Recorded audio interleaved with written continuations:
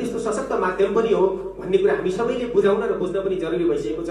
नृत्य एउटा त्यो माध्यम हो जसले सिङ्गै भाषाको, संस्कृतिको, वेशभूषाको अभिव्यक्त गर्दछ, प्रतिनिधित्व गर्दछ। हामी गीत गायौँ भने हाम्रो त्यो एउटा सङ्गीतको मात्रै, धुनको मात्रै हामी प्रतिनिधित्व गर्छ भने नृत्य मात्रै एउटा त्यस्तो सशक्त माध्यम हो जसले सिङ्गै संस्कृतिको त्यो शब्दका माध्यमबाट, सङ्गीतका धुनका माध्यमबाट त्यो त बजि नै हाल्छ, आइ नै हाल्छ।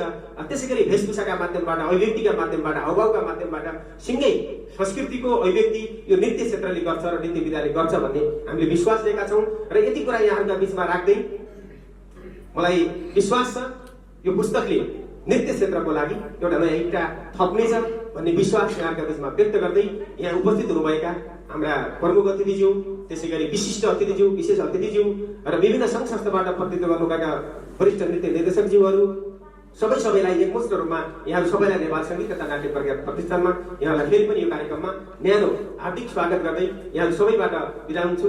नमस्कार, स्वागतम।